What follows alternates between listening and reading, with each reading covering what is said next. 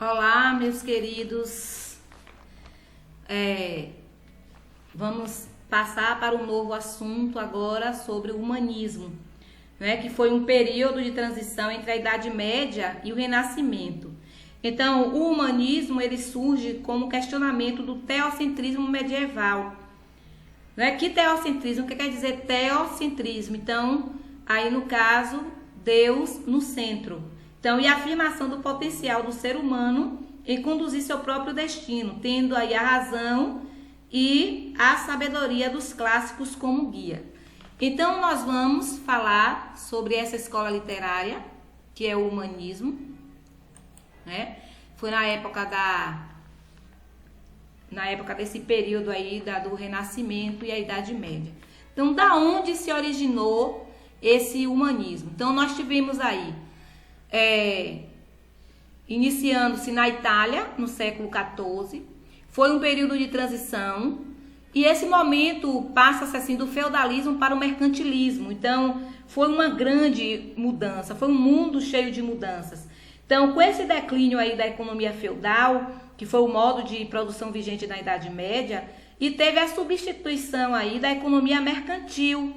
Então, houve o quê? Uma intensificação desse comércio.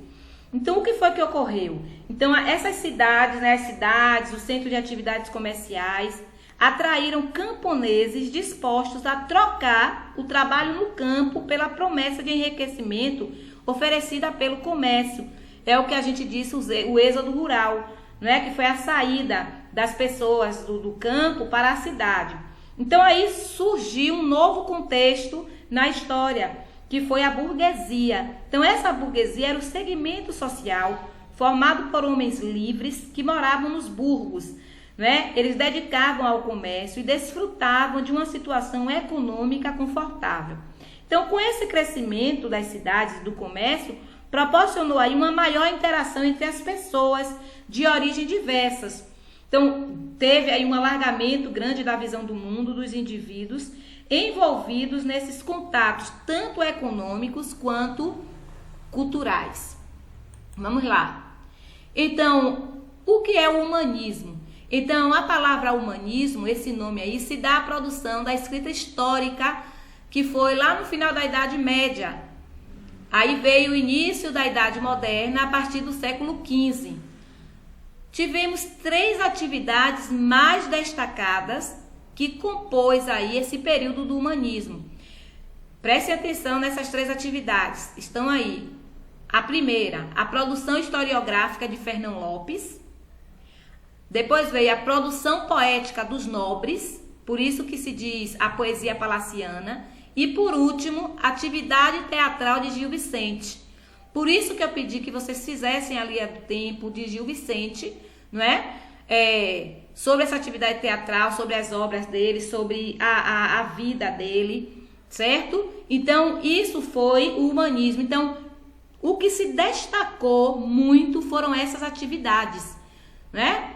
A produção historiográfica de Fernão Lopes, a produção poética dos nobres e depois a atividade teatral de Gil Vicente. Então, esse humanismo aí foi um olhar para o mundo, foi um novo olhar. Então, veio o antropocentrismo. O que quer dizer o antropocentrismo? Então, é a visão de mundo que concebe o ser humano como medida de todas as coisas. Então, o homem no centro de tudo. Aparece aí como atitude adequada ao pensamento burguês e determina o interesse maior pelo entendimento do ser humano e de seu comportamento. Aí nós tivemos, né, esse antropocentrismo, que é o homem no centro de tudo. Aí nós temos, olha, então essa aqui é uma das principais características do humanismo, é o antropocentrismo, como eu já expliquei anteriormente. Então, essa valorização do ser humano.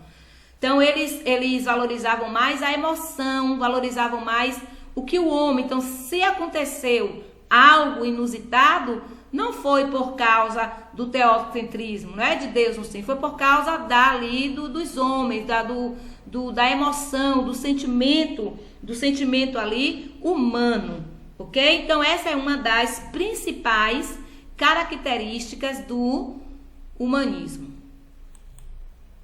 Aí tivemos esse contexto histórico, aqui eu fiz, né? Nós vemos aqui, olha, um mapa conceitual. Podemos dizer aqui que esse mapa aqui mostra, né, o início e o final. Então nós tivemos aí o pré-renascimento, ou também chamado de quatrocentismo, que foi no ano de 1434 até 1527. Aí veio a Idade Média vezes o Renascimento. Então nós tivemos essa transição, bifrontismo, foi uma transição para o humanismo. Antropocentrismo, nós já sabemos, religião mais ciências, espiritualismo e materialismo. Aí veio o declínio da organização feudal, que passou para o mercantil. A ascensão da burguesia, né, veio com tudo. E o momento histórico foi quando ocorreu aqui, olha, o início das grandes navegações. E o principal aqui, o comércio e mercantilismo, que foi com a queda do feudal, veio a substituição aí pela economia mercantil, que deu uma intensificação desse comércio, que as pessoas saíam do campo para a cidade. Aí nós temos aí as principais características do humanismo. Uma das principais é o antropocentrismo, que é o homem no centro do conhecimento. Então tudo era do conhecimento do ser humano. Veio o cientificismo e o racionalismo, né? Então, tudo ocorria com a ciência.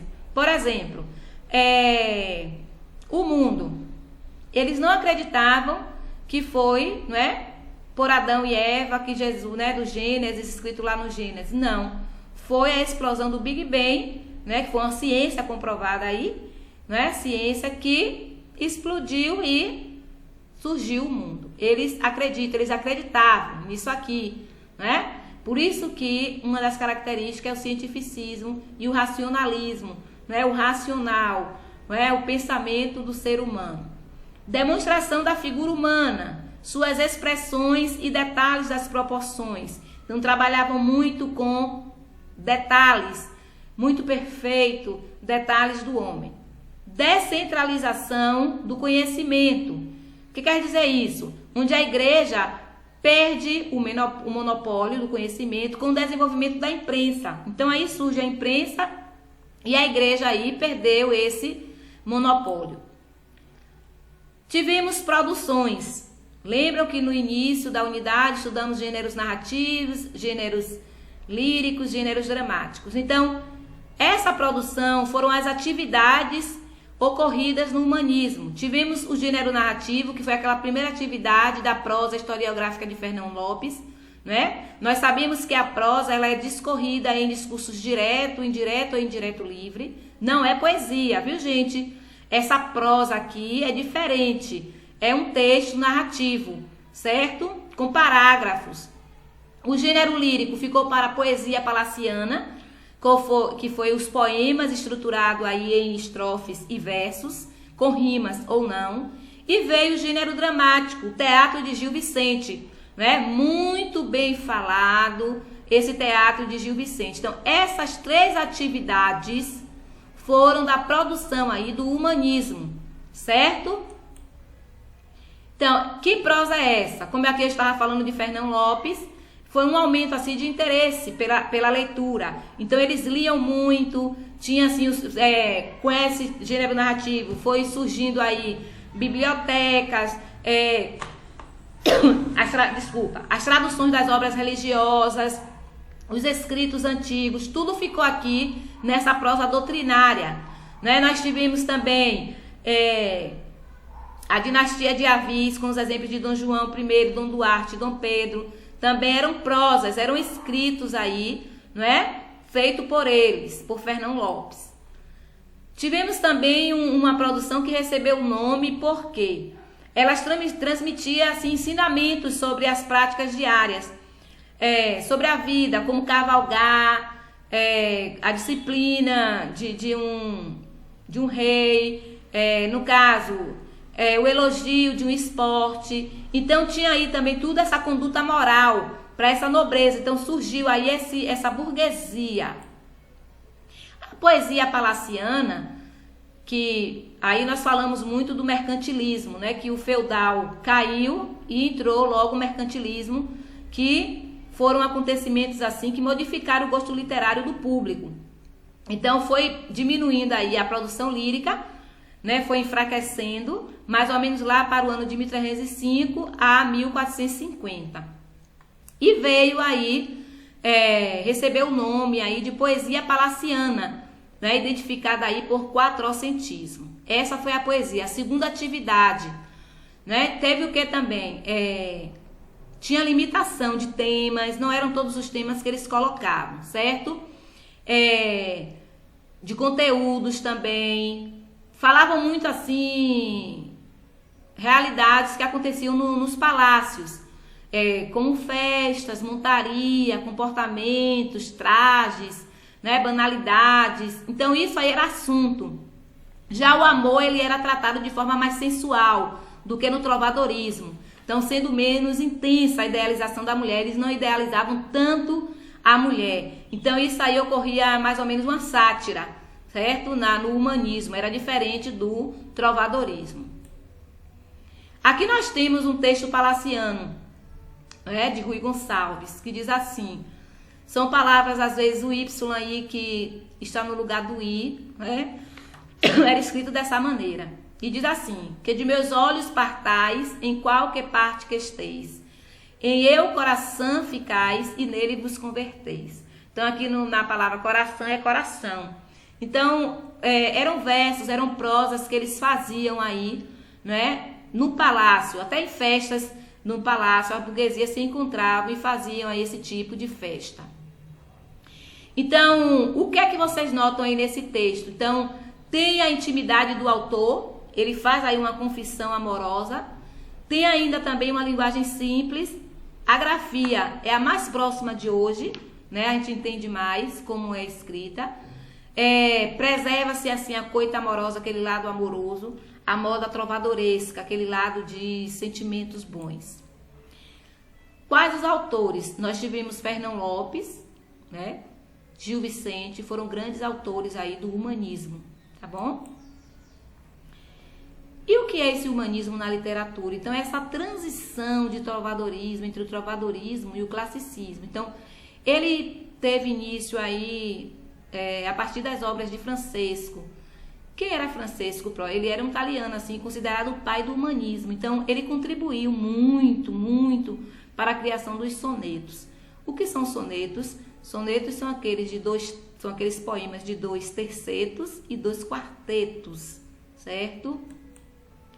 E aí, por último, tivemos o humanismo em Portugal, que teve início com a nomeação de Fernão Lopes, né? Um cronista da Torre do Tombo, em 1418. Então, no humanismo em Portugal aí, esse Fernão Lopes, ele é considerado assim um período assim em que Fernão Lopes assim aproveitou bastante. Então, é um período muito rico na produção literária, principalmente com a prosa, né, e a nomeação de Fernão Lopes. Então é nessa fase aí, gente, que Gil Vicente desenvolve o teatro popular aí no humanismo em Portugal. É o seguinte, nós vamos ficar por aqui. Lá no Clipe Escola vai estar as páginas do livro, do módulo, para que vocês possam fazer, certo, a atividade. Um beijo para todos e até mais.